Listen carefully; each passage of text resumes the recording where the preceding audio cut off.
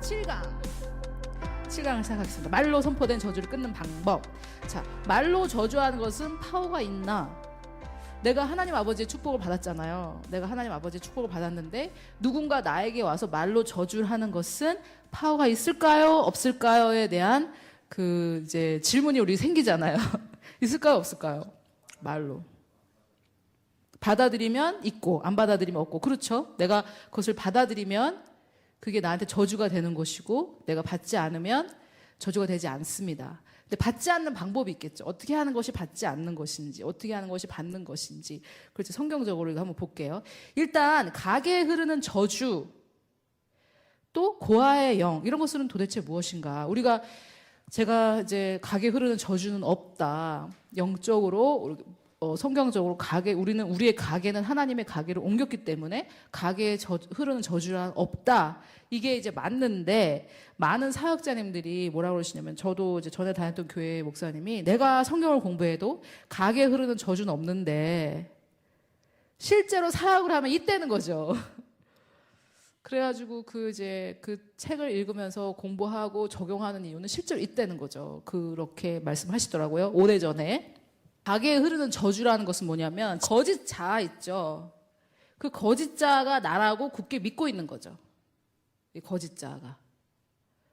여기서는 완전 해방됐는데. 근데 만약에 내가 그 거짓 자가 나라고 굳게 믿는다면 뭐 축사를 하고 어디 가서 뭐 진짜 요새 웃지 못할 것들도 많이 하시던데 그런 걸 한다고 해결될까요?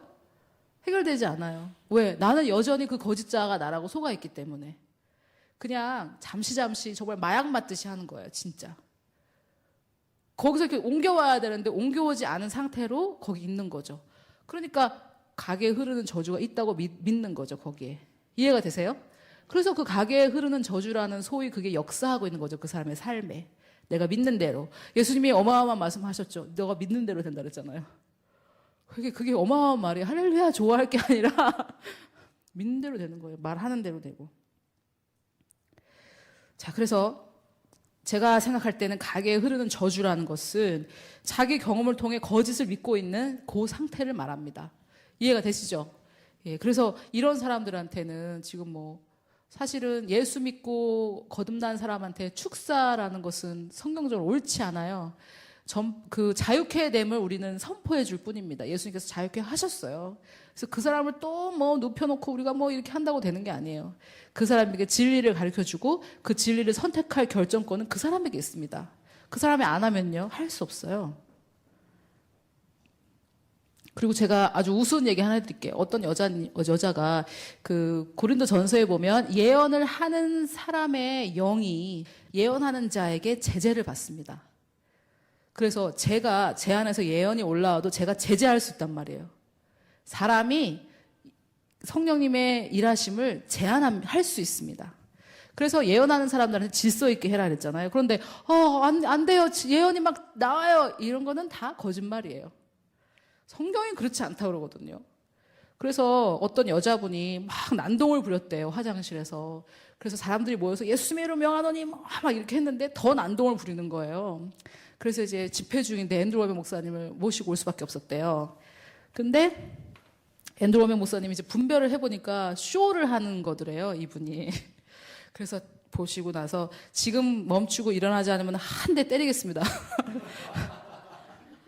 그랬더니 주섬주섬 일어났다는 얘기가 있습니다. 실화입니다, 실화. 그래서 여러분 사람의 이 부패한 마인드 있죠? 우리 혼의 부패한 영 말고요. 그런 걸 보고 우리가 다 뭐라 그러냐면 영적이라고 그래요. 전혀 영적이지 않습니다. 뭐 영이 막내 흐리니 무슨 영을 퍼뜨리고 다니니 이런 거 다 새로운 피조물의 계시를 모르고 배웠다고 해도 여전히 그런 말을 하는 거예요, 사람들이. 뭐 성도들이 안 변해요. 내가 이 말씀으로 3년을 사역했는데 성도들이 안 변해요. 종교형에 사로잡혀가지고. 그렇지 않아요. 그분은 거듭났고 그분의 영은 완벽합니다. 혼에 문제가 있는 거예요, 생각에. 근데 이 사람이 영적으로는 완전히 거듭났는데 내가 혼적으로 내가 부패한 마인드 그대로 나는 그냥 난동을 부리고 싶다. 그렇게 해서 그렇게 한 거죠. 관심을 끌기 위해서. 전혀 영적이지 않습니다. 육적입니다. 그런 것들이 영적으로 하는 게 아니에요. 육적으로 하는 거예요. 경찰 부르겠습니다. 이러면 바로 일어납니다.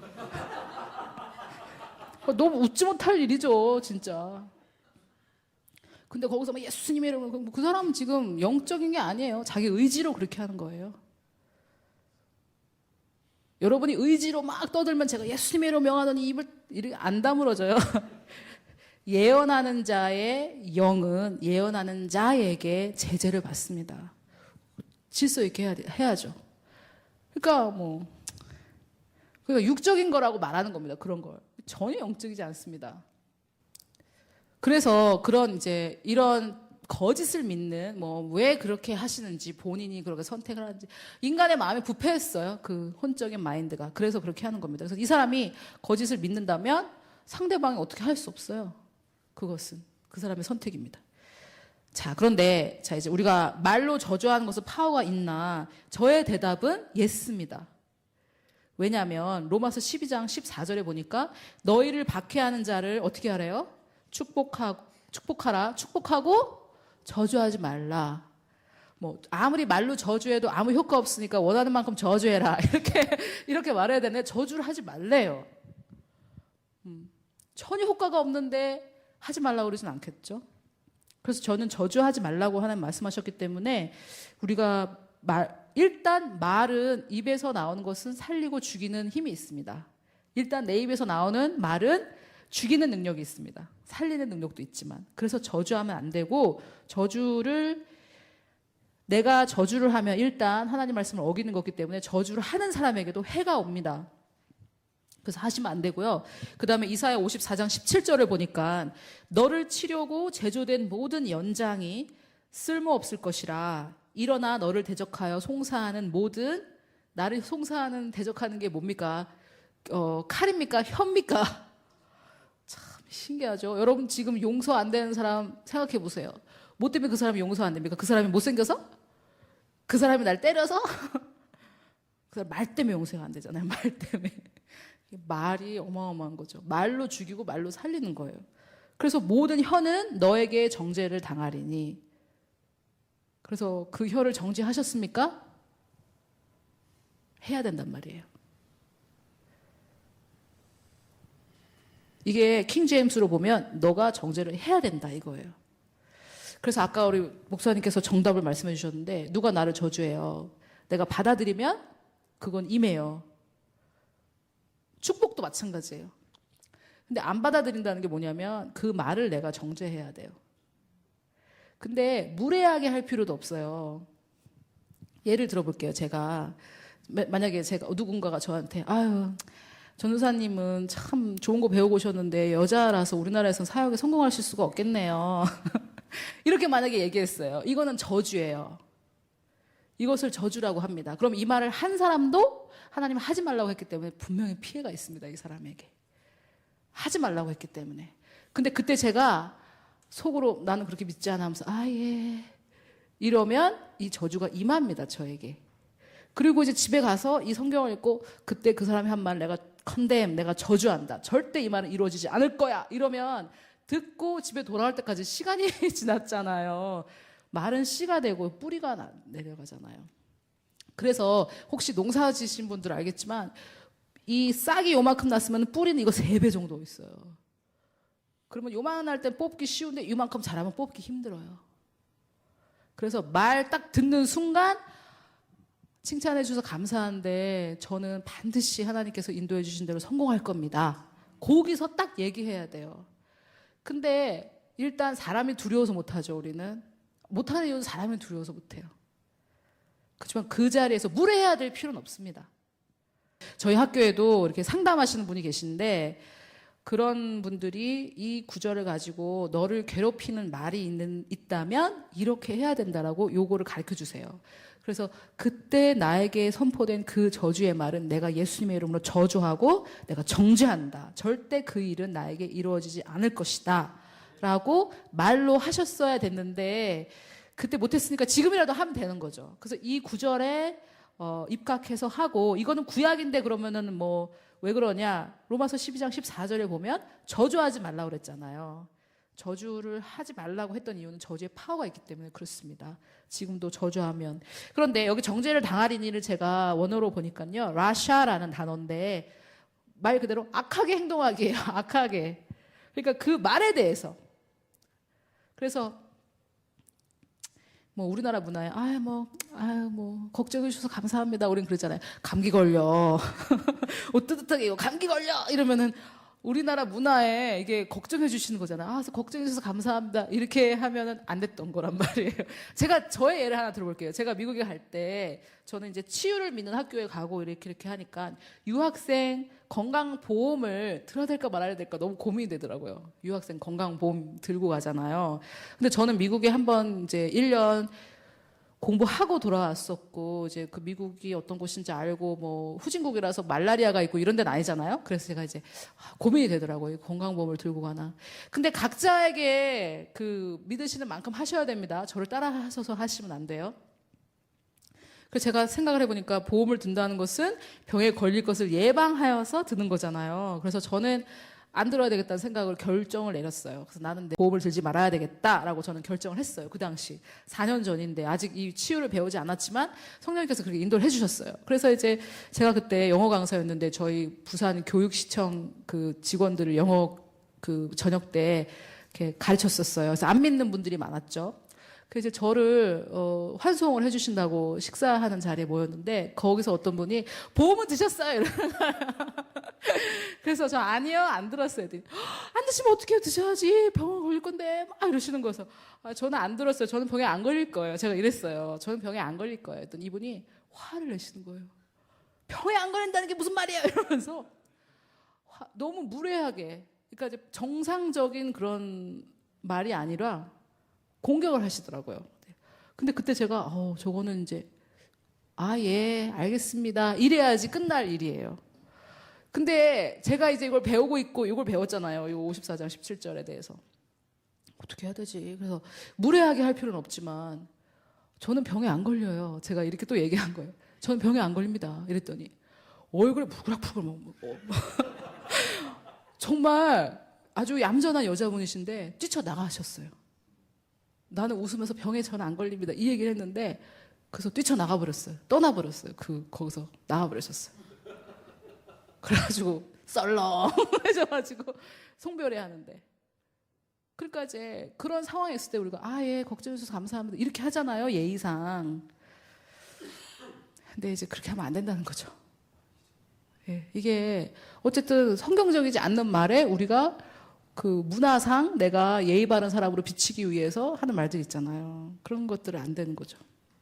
제가 돌아오니까 제가 저한테 있었던 두려움이 뭐냐면 저한테 그런 두려움이 있었어요. 사실은 저한테 내가 한국에 돌아가면 제가 부산에서 성장했기 때문에 내가 한국에 돌아가면 사역자님들이 부산의 분위기상 아마 나를 공격할 거야. 저가 이렇게 생각하고 있었어요. 근데 제가 만난 어떤 목사님이 뭐라 하냐면 자매님은 우리나라 이 자매님의 캐릭터는 우리나라에서 사역할 수 없습니다. 이렇게 얘기하시는 거예요. 근데 왜 제가 그런 분을 만났냐면 그런 두려움이 있었어요. 저한테. 두려움이 공격을 끌어당깁니다, 여러분. 근데 그때 제가 예 이렇게 하면 안 되는 거예요. 저 같은 캐릭터가 어떤 캐릭터인데요? 제가 이렇게 물어봤어요. 그러니까 이분이 아까 그분은 안 믿는 분이셨잖아요. 근데 이분이 가만히 생각해 보시니까 전 사실 잘 몰라요. 자매님이 어떤 캐릭터인지 모르고 자매님이 어떻게 사역할지 잘 몰라요. 제가 모르고 한 말입니다. 이렇게 말씀하시더라고요. 이제 그렇게 됐으면 말씀하신 분이 이제 취소하신 거잖아요. 그러면 이제 괜찮습니다. 자, 그래서 이 부분을 잘 기억하시면 되고요. 자, 다음에 제가 이제 이 용서 기도를 한번 써봤는데 제가 준비를 한번 해봤는데요. 일단 온전히 이룬 완벽한 사람들에게는 필요 없는 기도입니다. 이것은. 그래서 나는 완전히 자유해 이러면 이런 기도는 안 하셔도 돼요. 난 다 용서했어. 여러분들은 좀 썰캐스틱한 문장이죠. 제가 약간 자 이렇게 이제 용서가 안 되실 때가 있잖아요. 혹시나 용서가 안 되는 말이 있거나 아니면 나는 용서를 했는데 자꾸 생각날 때 있잖아요. 그 말이 생각나는 거거든요. 그 말이 선포가 됐기 때문에.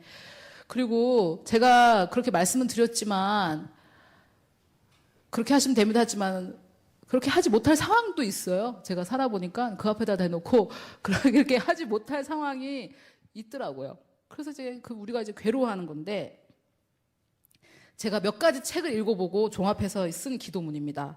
제가 한번 읽어볼게요. 주님, 저는 아무개를 용서하기로 선택합니다. 용서가 우리는 감정이라고 생각하는 거예요. 근데 감정이 아니거든요. 용서는 선택을 하는 거거든요. 그래서 그 사람을 보고 아주 해피한 마음이 들어야지만 용서를 했다고 우리가 생각하는 거예요. 근데 그렇지 않아요. 용서는 내가 선택을 하는 겁니다. 또 한 가지는 저희 학교에서 배운 것은, 용서에 대해서 배운 것은, 용서를 했다고 그 사람을 다시 신뢰해야 되는 건 아니에요. 누가 나를 사기를 쳤어요. 그럼 내가 용서할 수 있지만 그 사람을 신뢰하고 그 사람하고 또 사이좋게 지내야 되는 건 아니에요. 그 사람하고 절친이 돼야 되는 건 아니에요. 근데 우리는 그렇게 해야 된다고 생각하니까 용서가 더 어려운 거예요. 용서하면 또 사이좋게 지내야 될까봐. 근데 일단 나를 작정하고 해악을 하는 사람이 있잖아요. 그런 사람하고 친하게 지낼 수가 없잖아요. 그래서 용서는 이렇게 하는 것입니다. 용서는, 저는 아무개를 용서하기를 선택합니다. 아버지의 말씀을 따라 누구누구를 용서하고 축복합니다. 일단 저주하고 우리를 핍박한 사람들을 저주하지 말고 축복하라고 그랬잖아요. 축복을 해야지 내 마음에서 떠나갑니다. 그런데 제가 최근에 알게 된 것은, 우리가 용서가 안 될 때 주님의 그 도우심을 구하는 거예요. 용서가 안 되는데 계속 용서를 한다고 하면 안 되잖아요. 그래서 내 안에 계신 주님에게 집중을 하고, 유일하신 참된 용서자 되시는 예수님, 저는 용서가 안 되니까 주님께서 저를 통해서 그 사람을 용서해 주시옵소서. 이렇게 할 때 주님께서 도와주십니다. 근데 거듭 말하지만 난 용서하는데 아무 지장 없어, 난 용서가 너무 잘 돼, 그런 분들은 이게 필요가 없으시죠. 이렇게 안 되시는 분들을 우리가 섬기는 거니까요. 그죠? 그러면서 자, 이게 그 나를 괴롭히는 그것을 내가 말로 선언해서 이렇게 명확하게 정의하고 떠나보내는 게 굉장히 좋습니다. 그래서 예를 들어서 땡땡땡이 했던 모든 저주의 말들, 거짓말들, 누가 거짓말을 하잖아요, 나한테. 그럼 내가 그 거짓말 알게 되면 상처받잖아요. 거짓말들, 나를 공격했던 말들, 무례함, 나를 업신여긴 말과 행동들, 나를 실망시킨 행동들을 예수님의 이름으로 저주하고 나의 모든 존재로부터 꺼냅니다. 이 모든 것들은 나의 심령에서 떨어져 나와서 영원히 저주받고 사라질지어다. 이게 이사야 54장 17절에서 말한 저주하는 거예요. 저주. 내가 그것을, 사람을 저주하는 게 아닙니다. 내가 너를 하나님의 말씀으로 산산이 부숴버린다. 아멘. 그래서 말로 하는 거죠. 말로. 여러분, 용서는 말로 하는 겁니다. 우리의 말로 선포하는 겁니다. 아버지, 그 빈 자리를, 이제 이런 것들이 나갔잖아요. 악한 것들이 나간 자리가 있을 거 아니에요. 우리의 이 지금 혼적인 영역인데, 이 빈 자리를 주님의 사랑과 축복으로 채웁니다. 저주와 거짓말이 있었으니까 반대 것으로 채우면 되겠죠. 축복과 진리, 신실함으로 채웁니다. 나를 향하신 아버지의 친절하심과 온유하심과 나를 귀히 여겨주시는 아버지의 품격으로 채웁니다. 이런 것들을 우리가 받아야 하는 사람들이에요. 우리는 이런 것들을 받도록 창조된 존재들입니다. 그런데 반대 것들을 막 누가 주니까 아픈 거잖아요. 아픈 게 당연해요. 아무 저주해, 나는 아무렇지도 않아, 그런 건 정상이 아니에요. 사실은 우리는 축복을 받도록 지어졌기 때문에 그게 당연한 거예요. 축복을 받아야지 정상입니다. 진정한 나를 온전히 아시는 유일하신 우주의 창조자 아버지의 인격으로만 채웁니다. 다시금 제 안에 계신 예수 그리스도께 집중합니다. 저를 향한 주님의 은혜로운 의견으로 인해 감사를 드립니다. 아멘. 그래서 이 위의 기도는 어떤 한 가지 예입니다. 제가 이 기도문을 이제 제가 적어본 건데요. 이 기도를 주문처럼 이렇게 읽는다고 용서하는 것은 아닙니다. 그러나 진심을 담아 읽거나 자신의 언어로 조금씩 바꿔서 읽으면, 믿음으로 읽는다면 우리의 마음을 아시고 또 우리 언어의 불완전함을 아시는 아버지께서 들으시며 말의 권능이 자신을 설득시킬 것입니다. 근데 저희가 말을 너무 중요하게 생각하는 학교잖아요. 저희 학교도 말을 굉장히 중요하게 생각하고 바르게 기도하는 걸 굉장히 중요하게 생각해요. 그래서 하나님 치유해 주시옵소서, 이 말은 금지예요, 저희 학교에서는. 그래서 치유 집회할 때 이렇게 그것만 조사하고 다니시는 분이 계세요. 뭐 국어를 하는 사람 없나? 그럼에도 불구하고 제가 하고 싶은 말은 하나님은 우리 마음을 아십니다. 제가 잘못 기도하자는 게 아니에요. 저희 학교만큼 그거를 정말 조심스럽게 생각하는 곳이 없어요. 그런데 그러다 보니까 막 기도만 하면 야, 그거 틀렸어. 그렇게 하면 막 이러고 다니는 사람들이 있는 거예요. 그래서 우리가 기도할 때 왜 어린 아이들이 말 못해도 막 엄마는 알아듣잖아요. 그렇죠? 그래서 저희가 뭐 지금까지 잘못 기도했는데 한 번 더 잘못 기도한다고 뭐 어떻게 되는 것도 아니고 기도를 못하는 것보다 훨씬 나은데 이제 일단은 제가 이렇게 한번 보여드렸고요. 자, 다음 페이지에 보시면 하나님께서 우리에게 주신 말의 파워. 잠언 18장 21절에 보면 죽고 사는 것이 혀의 힘에 달렸나니 혀를 쓰기 좋아하는 자는 그 혀의 열매를 먹는데 이 열매가 이제 생명도 있고 사망도 있습니다. 그래서 옛날에 앤드로맨 목사님이 옛날에 젊으셨을 때 했던 강의를 보니까 너무 막 요즘은 그렇게 안 하세요. 연세가 있어가지고. 옛날에는 당신 입에서 나오는 거는 저주 아니면 축복이래요. 중간은 없다. 이러고 얘기하시고 이 잠언 18장 21절 봐라. 죽고 사는 것에 혀의 힘이 달렸지 중간은 없다. 막 이러셨는데 요즘은 그렇게 안 하시는데 그 젊었을 때는 그걸 막 강조하시더라고요. 말이 너무 중요하니까. 자, 창세기 1장 2절을 보니까 땅이 혼돈하고 공허하며 흑암이 깊음 위에 있고 하나님의 영은 수면 위에 운행하시니라. 하나님이 이르시되 빛이 있으라 하시니 빛이 있었고. 근데 상황은 어땠나요? 땅이 혼돈하고 막 이랬잖아요. 그런데 하나님은 이 상태를 묘사하지 않으셨어요. 근데 이거를 사실은 이제 참 말이 쉽게 바뀌지는 않는 것 같아요. 그래서 막 이걸 배웠다는 분들도 말씀하시는 걸 들어보면 많이 바뀌지 않은 말씀을 계속 하시는 것 같아요. 현재 상태를 묘사하면서 이게 현재 사실이 이런데 왜 내가 뭐 잘못이냐 막 이래요. 근데 만약에 하나님이 땅이 혼돈하고 공허하네. 흑암은 깊음 위에 있고 아이고 어두워라. 하나님이 만약에 그렇게 하셨다면 너무 그냥 소망이 없었겠죠, 우리는. 근데 하나님은 상태를 묘사하지 않으셨잖아요. 우리 교회는 아직 이 모양이네. 아, 사람들의 마음은 강팍해. 내가 이걸 전한 지 지금 3년이 됐는데 변화가 없네. 틀릴 말 하나도 아니에요. 그렇지만 그 상태를 묘사하는 것은 그 상태를 원하지 않으셨다면 묘사하지 마세요. 묘사한다고 뭐 달라집니까? 어쨌든 핑계를 대고 싶은 마음이 조금 있어요, 우리가. 그래서 내가 열심히 하는데도 성도는 변함이 없어요. 성도들이 문제야. 이 말이 하고 싶은 거죠, 사실은. 근데 그거를 묘사하는 순간이 하나님이 아이고 어두워라 이런 거랑 똑같아요. 하나님께서 태초에 이렇게 혼란스러워. 이랬으면 우리는 완전히 큰일 날 뻔했는데 하나님께서 그 상황을 보시고 뭐랬어요? 원하는 게 빛이시니까 빛이 있으라. 원하는 걸 말씀하셔야 됩니다. 참 제가 미국에서도 그 여성 셀 모임, 제가 제일 가기 싫은 데가 여성 셀 모임이에요.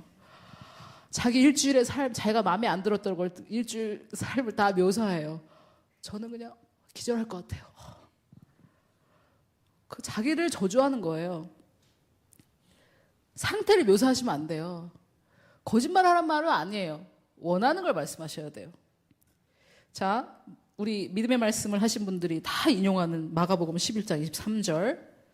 내가 진실로 너에게 이르노니 누구든지 이 산더러 들려 바다에 던져지라 하며 그 말하는 것이 이루어질 줄 믿고 마음에 의심하지 아니하면 그대로 되리라. 원어에는 그가 말한 것을 가지게 되리라예요.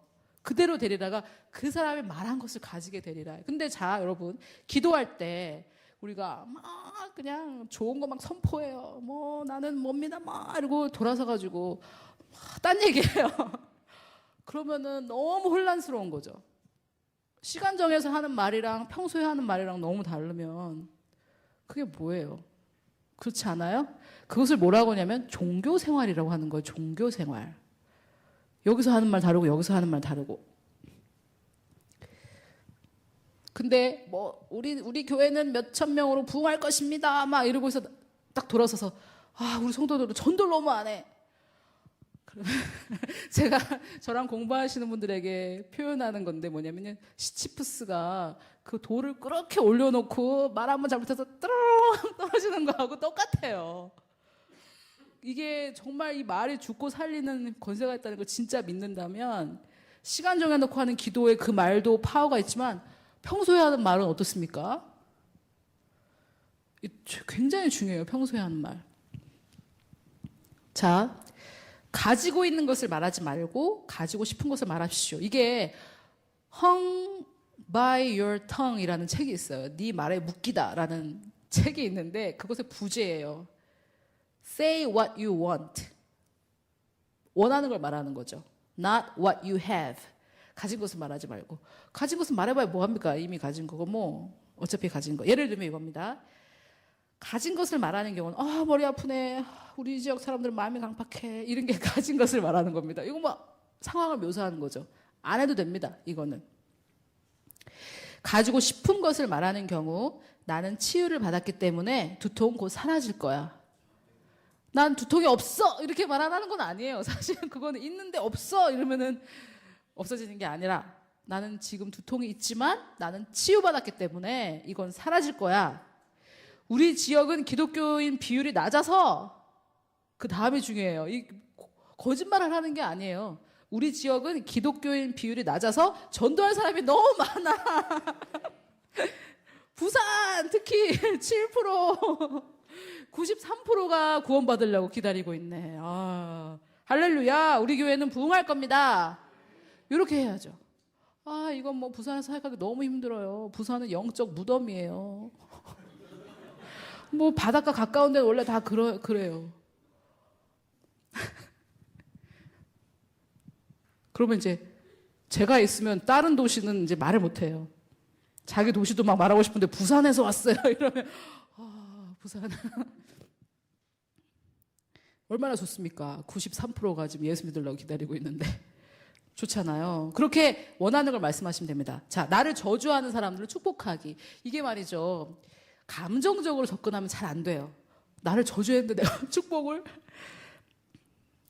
자, 누가복음 6장 28절. 너희를 저주하는 자를 위하여 축복하라. 너희를 모독하는 자를 위하여 기도하라. 31절에 보니까 그럼 어떻게 축복하지? 축복은 아주 쉬워요. 남에게 대접받고자 하는 대로 너희도 대접을 해라. 듣고 싶은 말을 하면 됩니다. 자기가. 제가 미국에서 이제 운전을 하는데 그 뭐 너무 운전하기 편해요. 그래서 뭐 사실은 이제 위험한 상황에 한 번도 닥치지 못했고 않았고 이렇게 화난 적이 없었어요. 운전을 하는데 너무 운전하기 정말 좋은데 제가 한국으로 돌아올 때쯤에 생명의 위협을 느낀 적이 한 번 있었어요. 그러니까 제가 이렇게 말이 막 나오려는 거예요. 그래서 막 배웠잖아요. 일단 나를 위해서도 절대 저주하면 안 됩니다. 하지 말라고 그랬기 때문에 그 사람을 위해서도 그렇지만 나를 위해서도 절대 저주하면 안 됩니다. 그래서 제가 이러려다가 이 하나님이 사랑하는 아이야 이러면서 그러면서 저 축복하라 그랬는데 어떻게 하지? 내가 듣고 싶은 얘기를 했어요. 너는 반드시 하나님의 뜻을 이룰 거야. 너의 삶에 필요한 모든 것을 하나님께서 너에게 보내주실 것이야. 이러면서 제가 듣고 싶은 얘기를 계속 했어요. 걔한테. 그러니까 나중에 기분이 너무 좋아지는 거예요. 그리고 저희 그 학교에 선생님이시면서 또 교회 목사님 계신데 이제 미국 사람들은 막 욕하잖아요. 운전할 때 손으로도 욕을 하고 막 그러잖아요. 그러면 문을 쫙 열고 예수님은 당신을 사랑하십니다. 이런데요. 그러니까 옆에 사모님이 정말 너무 그 사모님이 막 얘기하시더라고요. 그러면서 뭐 what 이러면은 예수님이 당신을 사랑하신다고요. 이러면은 이러면서 가버린대요. 싸움이 안 되죠. 그래서 막 욕을 해도 그렇게 말을 하는 거예요. 그래서 자 우리가 이제 그 사실은 내가 용서하지 못하는 그 사람이 있으면 그 사람을 계속 축복하세요. 그러면 전에는 우리가 어떻게 접근했냐면 아니 내가 용서도 못하겠는데 어떻게 축복을. 근데 내가 누군지 알면 할 수 있어요. 내가 누군지 알아서 하는 거죠. 만약에 정말 나도 잘못했을 경우도 있지만 만약에 정말 상대방이 잘못했다면 그 사람은 자기가 누군지 몰라서 그렇게 한 거예요. 그래서 그 사람을 막 축복하는데 내가 듣고 싶은 얘기를 하면 돼요. 그분에게 내가 듣고 싶었던 얘기를. 그래서 우리가 이제 다른 사람을 축복할 건데 다른 사람을 축복하는 방법은 이렇습니다. 첫째, 자기 자신이 하나님으로부터 듣고 싶은 얘기를 해주면 됩니다. 축복하는 건 너무 쉬워요. 일단 내가 하나님께 듣고 싶다는 것은 뭐냐면 내 마음의 소원함이에요. 첫째. 그리고 둘째는 뭐냐면 내가 상한 마음이 좀 남아있다면 둘째는 내가 그 부분에 있어서 하나님을 체험을 많이 못했어요.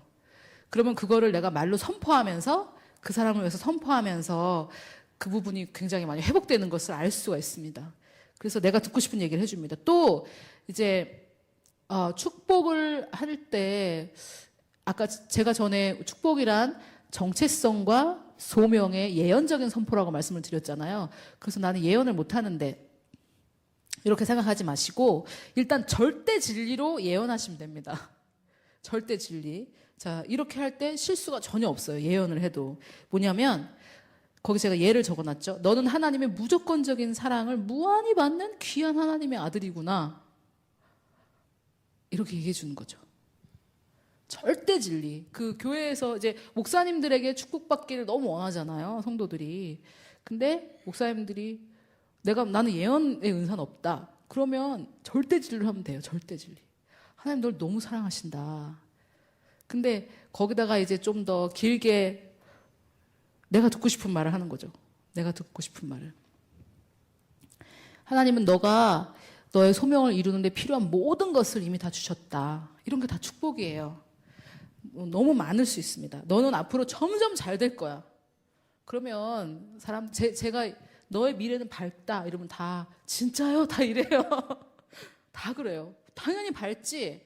응? 너는 하나님이 너랑 함께 하시는데 네 미래가 어떻게 어두울 수 있냐? 그러니까 이거는 절대 진리잖아요. 우리가 틀리지 않아요. 이거는. 그래서 이런 걸로 얘기해 주는 거죠. 자녀들도 이렇게 얘기해 주고 너는 그리스도의 마인드가 있어. 시험 치고 50점 받아왔으면 아이고 그래 공부해도 안 되나. 이게 저주예요. 내가 그렇게 가르쳐주는데 이게 묘사잖아요. 묘사 현실. 그러지 마시고 너는 그리스도의 마인드가 있어. 너의 두뇌는 그리스도의 두뇌야. 이거보다 더 잘할 수 있어. 이렇게 계속 얘기해 주시면 됩니다.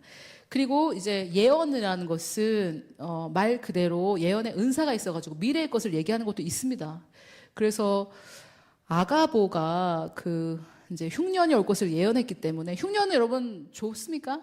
아니죠. 그래서 어떤 나쁜 일이 일어날 것을 예언하는 것도 예언이 맞아요. 근데 우리 고린도전서 14장에 보면 예언은 위로하고 권면하고 뭐 이런다고 했는데 그런 예언이 있고 그다음에 아가보가 했던 예언도 있어요. 그리고 제가 지금 정확하게 기억이 안 나는데 어떤 지역에는 어떤 사람들이 있다고 예언자들이 말했는데 그 말이 맞도다 이렇게 얘기한 것도 있어요. 그래서 우리가 자라 보고 놀란 가슴, 소뚜껑 보고 놀란다고 너무 막 이렇게 막 겁주는 예언을 너무 많이 듣고 와가지고 이제 그런 예언은 다 틀렸어 이런데 사실 아가보는 흉년을 예언했어요.